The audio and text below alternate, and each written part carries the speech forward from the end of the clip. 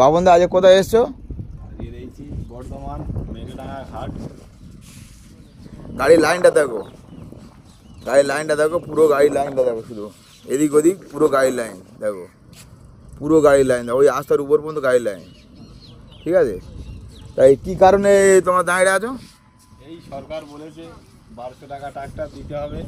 হ্যাঁ, 1200 টাকা ট্রাক্টর দিচ্ছে না বলে তাই ট্রাক্টর পার্টিরা ট্রাক্টর রাস্তার মাঝখানে এড়ো করে দিয়ে শুধু ট্রাক্টরটা রেখে দেখো, পুরো রাস্তা ব্লক করে গেছে। ঠিক আছে, দেখো পুরো ট্রাক্টর পুরো রাস্তা ব্লক করে গেছে। ঠিক আছে, এই লোড গাড়ি দাঁড়িয়ে আছে, এই খালি গাড়ির লাইন দাঁড়িয়ে আছে। ঠিক আছে, তা এখানে 1200 টাকা ট্রাক্টর, তা আমাদের কত করে দেবে?